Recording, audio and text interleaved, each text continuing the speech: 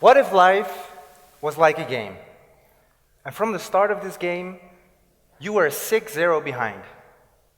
What would you do? Would you give up right away?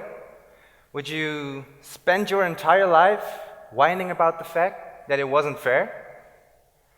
Or would you choose to take action and actually do something about it? See, my whole life, people have treated me differently. Every time I meet someone new, people first see my limitations, and I have to prove myself over and over again. For example, Redo, are you all right taking the stairs? Yeah, I am. And a matter of fact, let me just walk the stairs on just my hands to show you how all right I am.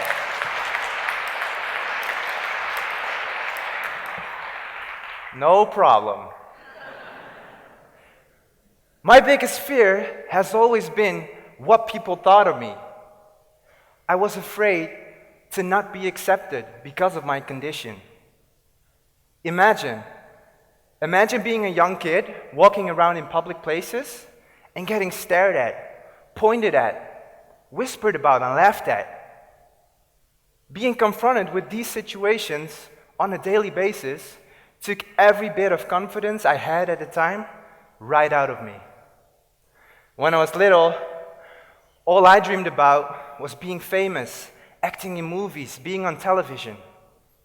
This way, everyone would know who I was, so I didn't have to explain myself all the time. My life started off being born with a shorter right arm, which scores 1-0. I have only 2 fingers on my right hand, 2-0. 3 fingers on my left hand, 3-0. And when I was little, I used to believe that I was related to the Ninja Turtle somehow. Real Ninja Turtle fans would know. They have 3 fingers as well. I have a shorter right leg, 4-0. I'm wearing quite a heavy prosthetic, 5-0. And not having a right hip causes my gangster walk, 6-0 behind. Now, quite a score, isn't it? See, that's why I don't like explaining it every time. I really like how Lady Gaga sums it up. She says, "Baby, I was born this way, and I will not sing the rest." See, I spent a lot of times in rehabilitation centers. And when I was younger, I ended up on a medical treadmill. And the doctors there, they gave me the most boring and simple exercises you can ever imagine. Even monkeys from the zoo would be like, they would be laughing at the stuff they gave me. For example, Redo, this is a ball. We want you to place this ball on this pin right here. Now, can you do that for me? These visits, it made me feel worthless and incapable.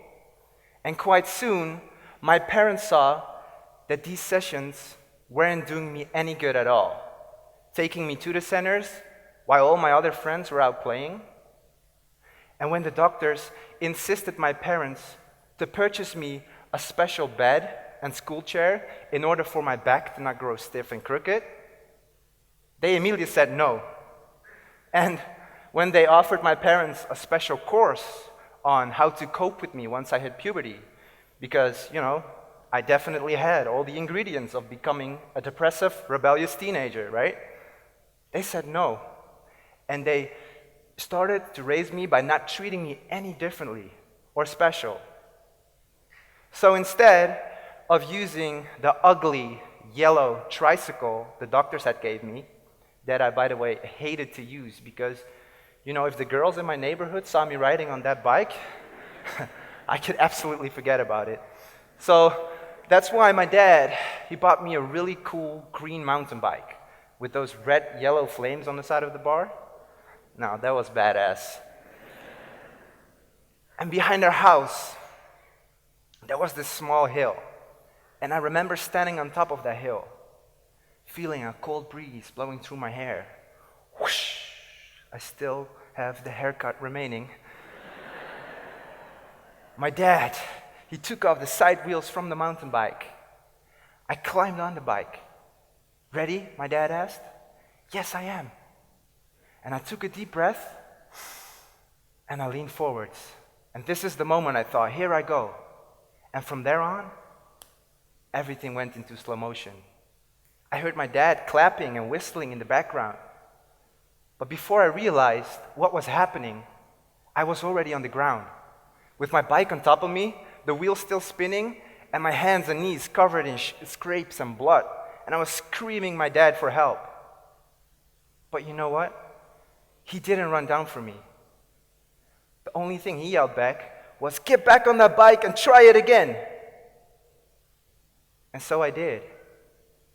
And just trying things on my own, it gave me a lot of confidence. Also, my friends always inspired me to try something new and something dangerous. So I've been active in a large number of sports and activities, from playing soccer to martial arts and from snowboarding to playing the drums. Now, in my first year of high school, 4 of my friends and I, we took some breakdance classes. After we had seen some older guys at our school doing the most incredible dance moves, we had to try it too. And the first time I walked into class, the dance teacher, he came up to me and said, he looked first like, whoa. He said, "Joe, it's really cool you're going to try this. You know, breaking is all about being unique, being yourself, and discovering your own identity through movement." He didn't really do this, but... Whoa, I said. But easier said than done. Believe me. See, this dance is extremely hard. It takes years of training, dedication, sacrifices, and you have to be really, really patient. For some reason, this art form got me hooked and I became obsessed with it. I fell in love with the whole culture around the dance, the freedom of being yourself, creating shapes and movement just by using your own body. To me, it was my next ride down the hill, a great way to see what I was able to accomplish with my body, and it became my way of storytelling. Now, with time, lots of my friends gave up on dancing. They were finding it too hard or were just not serious enough about it. Now, who would have thought that the one guy most likely to give up within a couple weeks made a professional career out of it? Currently, I am living my dream as a professional dancer. I'm traveling the world, both solo and together with my international dance group called Ill Abilities, promoting our message, no excuses, no limits. With the success, but also failures I have experienced in my career as a dancer so far, I'm able to inspire people. Abled, disabled, it doesn't matter. What matters most is that I want to encourage people to live out their dreams, to believe in themselves, and especially to not be ashamed of who they are. You see, often we stop ourselves from achieving what we truly want, and 2 simple words play a big part in this process. What if? Does that sound familiar? What if I fail? What if I'm not good enough? What if they laugh at me? What if I get rejected? In other words, you are making excuses to why you are not starting something in the first place. Instead, make sure you choose the life you want and to not let what if or other people create the life for you. Now, whether you start life 6-0 behind or not, there will be moments where all you want to do is give up. I had a lot of those moments where I felt down and upset. But it was through the love and support of my parents, my friends, and through dancing that I realized that confidence isn't found in the approval of other people. Confidence isn't found by staying on safe grounds or by hiding in your own bubble.